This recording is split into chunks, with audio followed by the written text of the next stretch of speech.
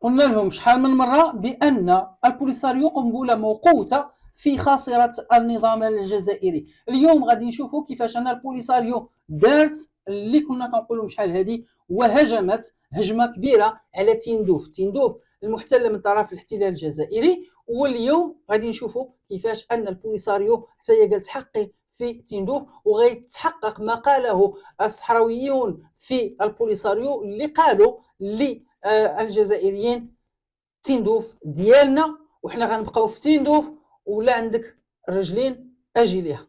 خلينا نشوفوا شنو واقع وكيفاش ان مالي ايضا تهدد بجيشها على حدود الجزائر. اذا السلام عليكم ورحمه الله تعالى وبركاته. شكرا كل واحد كيدعمنا بالضغط على زر الاعجاب، اشتراك في القناه، صفحه الفيسبوك. خلينا نشوفوا الخبر. كتبون يواصل استفزاز مالي باستقبال الشيخ محمود ديكو الذي تتهمه باماكو بالإرهاب. كما كنعرفوا متابعينا الكرام أن الأزمة المالية الجزائرية كان السبب ديالها هو استقبال رئيس كتبون أو النظام الجزائري لبعض المعارضين أو اللي كتعتبرهم مالي انقلابيين أو إرهابيين. استضفتهم الجزائر وقالوا حقا ما حقا غادي يحلوا المشاكل ما يحلوا المشاكل. فمالي قالت بأن هذا تدخل في الشأن الداخلي المالي، وتم سحب السفيرين وتم تهديد الحدود الجزائرية، بل وأن الجيش المالي وصل حتى للحدود الجزائرية. وكنا بينا بأن كاينه واحد القبيلة مقسومة على جوج، النص ديالها في الجزائر والنص ديالها في مالي. فالماليون أو الجيش المالي اختار هذه المنطقة بالضبط باش يوجه هذا التهديد للنظام الجزائري، ومشى لهذه القبيله وضرب فيها معاقل لهاد الانقلابيين اللي استضافهم النظام الجزائري. بغى يقول لهم انني نضرب جزء من القبيله اللي كاينه عندكم وضربت هاد الناس اللي انتم استضفتوهم، فردها علي ان استطعت. فلم يردها عليه الجزائريون. اليوم في واحد الافتتاح او التدشين للمره الثانيه لما يسمى بالمسجد الاعظم اللي بغاو ينافسوا به المسجد المغربي، وما غاديش نرجعوا للتفاصيل ديالو لان الكل يضحك عليهم. وحتى على الاستقبال او هذا التدشين اللي كان باللباس المغربي اللي لبسوه السلام المغربي اللي لبسوه كتبون. ولكن اللي كيهمنا هو انه في هذا التدشين جاب عاوتاني هذا الدخول اللي كيتعتبر بالنسبه للماليين راه واحد الانقلابي. هذا الشيء علاش اليوم الجيش المالي تحرك بقوته عود الى الحدود الجزائريه، وقريبا سنسمع بيان شديد اللهجه وتهديد اخر للجيش الجزائري. ونحن متأكدون أنه سيتم ضرب مناطق داخل الحدود الجزائرية اللي فيها بعض من هذا ما يسميه الماليون انقلابيين، وأقول داخل الحدود، وأنا متأكد لن يتم الرد عليهم، لأن النظام الجزائري النظام العسكري تأكد في المناورات الأخيرة باستعمال الذخيرة الحية اللي كانت عندهم أنهم لا يمتلكون سلاح يصلح للحرب. ثانيا، إذا ما دخلوا في حرب مع الماليين فكن متأكد أن الجماعات الإرهابية المتواجدة في الصحراء في جنوب الجزائري غادي نشوفوا نقدر نقول لك سوريا أخرى وعراق آخر من ناحية هذه الجماعات الإرهابية، لأنها تنتظر ونشوب حرب في أي منطقة باش يدخلوا، فما بالك أنهم متواجدين أصلا في هذه المنطقة. فالجزائر لن تستطيع صد الجيش المالي رغم أنه أضعف منها من خلال الأوراق والمعطيات. ولكن الجيش المالي الله وقع اتفاقية ثلاثية مع الجيش البوركينابي أي بوركينا فاسو والجيش النيجيري يعني ديال النيجر. إذا فالجزائر ستواجه ثلاث دول في وقت واحد، بالإضافة إلى الجماعات، بالإضافة إلى أنها خصها تخلي واحد المجموعة ديال الجيش ديالها في الحدود مع المغرب، بالإضافة إلى الانفلات الأمني اللي كاين اليوم في الجزائر واللي مشى حتى للحدود تندوف، واللي فيه مواجهات ما بين عناصر محتجزين البوليساريو والجيش الجزائري. يا فكايه من وحلتها. شفتوا القضيه كيفاش ولات قاصحه. خلينا نمشيو نشوفوا ايضا بان النظام الجزائري ما يقدرش يدخل في حرب مع دول افريقيا جنوب الصحراء. علاش؟ لان هنالك، شوف الخبر وغتفهمني مزيان، مقتل 3 أفارقة من جنوب الصحراء على يد جبهة البوليساريو في تندوف. اللي يقول لي مسألة عادية، أفارقة تم دخلوا دوك العناصر البوليساريو كيعتبروا كنعرفوهم حنا راهم إرهابيين، أي واحد غادي يدخل يقدروا يقتلوه. لا. علاش لا؟ لأن الجزائر أو النظام الجزائري والجيش الجزائري اليوم متخوف حتى من ظله، فإذا شاف عناصر ولو مساكن غير مهاجرين فغيعتبرهم بانهم دخلاء جواسيس وانهم جايين باش يديروا شي حركه ارهابيه او لا باش يديروا شي عمليه ارهابيه في تندوف او داخل الاراضي الجزائريه المحتله للصحراء الشرقيه المغربيه. متخوفين من اي واحد، خصوصا وان هاد الثلاثه لقاوهم غاديين مع عناصر من البوليساريو.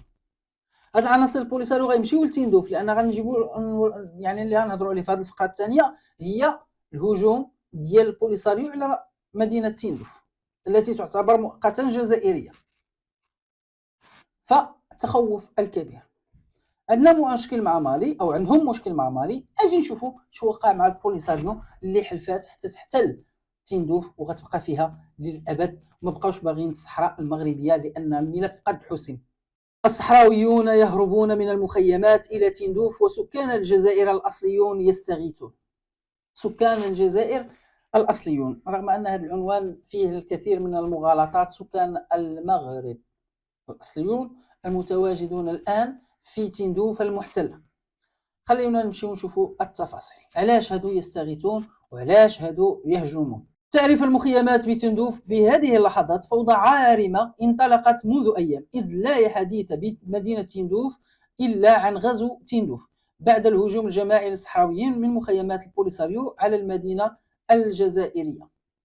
سنعرفوا بأن تندوف تعتبر جنة ديال المناطق الجنوبية للجزائر، وبأن البوليساريو يعتبرونها هي العاصمة الموعودة، لأن بزاف تأكدوا بأنه لا مناصة ولا مدخل ولا طريقة نحو الصحراء المغربية. حسم الأمر. فسمعوا الخطاب ديال كدبون فاش قال أن البوليساريو إلا بغاو يمشيو لموريتانيا نصفق لهم، إلا بغاو يمشيو للمغرب ندعمهم، ولكن يبقاو في الجزائر لا. فالبوليساريو تأكدوا بأنه حان الوقت لتقرير المصير، يا إما يبقاو تما يا إما يشدوا الرحال ويتشتتوا في الدول، وكل عربي يقصد بلاده ولا كل غازي يقصد بلاده. فقرر الكثيرون أن بلاصتهم هي الأراضي اللي دوزوا فيها 50 سنة من الوهم اللي بيعتوا لهم الجزائر، واستغلت الاسم ديالهم واستغلت اسمهم لاجئين، وما عندهم حتى شي حاجة من اللاجئين، لا يستفيدون شيئا. فكان من هذا البوليساريو انهم عيطوا لهم باش يحضروا لهذه الزياره ديال كدبون. جوج زيارات في وقت قصير، جاوا المره الاولى والبعض منهم ما رجعش للمخيمات بقى فيهم، وجاوا المره الثانيه باش يستقبلوا معاه الرئيس الموريتاني. وهذه الزياره جات بالمصادفه مع توزيع بعض السكنه، يعني هذا تندوف كانوا الناس اللي عندهم البرارك محيطه هامشيه، فعطاوهم سكنه، عطاوهم شقق. هذا الوقت اللي كيفرقوا فيه الشقق كانوا فيه شي بوليساريو ساكنين تما في تندوف. شحال هادو من اصحاب العصابه ديال القياده البوليساريو من المرضي عليهم ساكنين في تندوف. فكيزوروا الاوراق وكيديروا بانهم جزائريين ولا عندهم الجنسيه الجزائريه، خداو شقق. بعض من هاد البوليساريو اللي جابوهم لتمايا باش يرحبوا بالرئيس وبالرئيس الموريتاني مشاو عند العائلات ديالهم وسكنوا عندهم، ما بقاوش بغاو يمشيو. واكثر من ذلك مشاو داروا واحد المخيم واعتصموا لهم تمايا في تندوف انهم ما نمشيو حتى تعطيونا حتى حنايا الاراضي والشقق.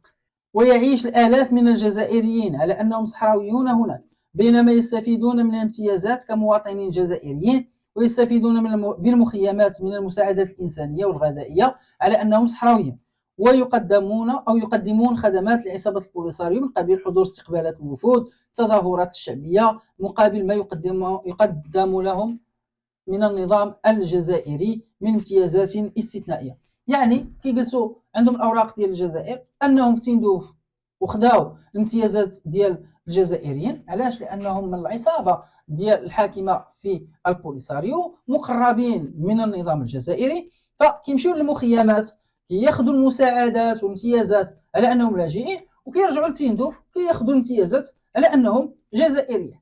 وفقا لاخر المعطيات فمواجهات بين الجيش الجزائري وهاد المعتصمين في تندوف ديال البوليساريو. المشكله هو ان هناك الكثير ممن يهربون من المخيمات في هذا الوقت هذا، مستغلين هذه الفوضى اللي كاينه، وغيلتحقوا بتندوف، بل وسوف يناضلون قال لك باش يبقاو في تندوف الى ان يعطوهم السكن او السكنه، او يبنيو لهم جزء او بلاصه فيها السكنه، ما يبقاوش في هذوك المخيمات. وفكها هي من وحلتها. الضربه اخرى جاتهم من روسيا. نشوفوا الخبر. طائرة تقل وزير الخارجية الروسية لافروف تحط بمطار محمد الخامس بالدار البيضاء. إذا كيف ما كنعرفوا بأن العلاقات كما تدعي الجزائر بأن العلاقات الجزائرية الروسية قوية جدا، وأن روسيا هي حامية استقلال الجزائر وما إلى ذلك. فلافروف كان في روسيا، مشى لفنزويلا حليفة ديالو، مشى لكوبا الحليفة ديالو، مشى للبرازيل، وفي العودة ما داش على الجزائر عطلع لروسيا، ولكن داز للمغرب. وعندها إشارة مهمة على أن العلاقات الروسية المغربية أقوى بكثير من العلاقات الروسية الجزائرية. روسيا ما عندها ما تربح من الجزائر، داكشي اللي بغاتو راه داتو. كنهضروا فقط قتلوا القاعدة الروسية في الجزائر، الحديث على أنها كاينة فقط يبقى الإعلان عليها. وبالنسبة للمغرب هناك الكثير مما ستربحه روسيا من المغرب، وما سيربحه المغرب من روسيا.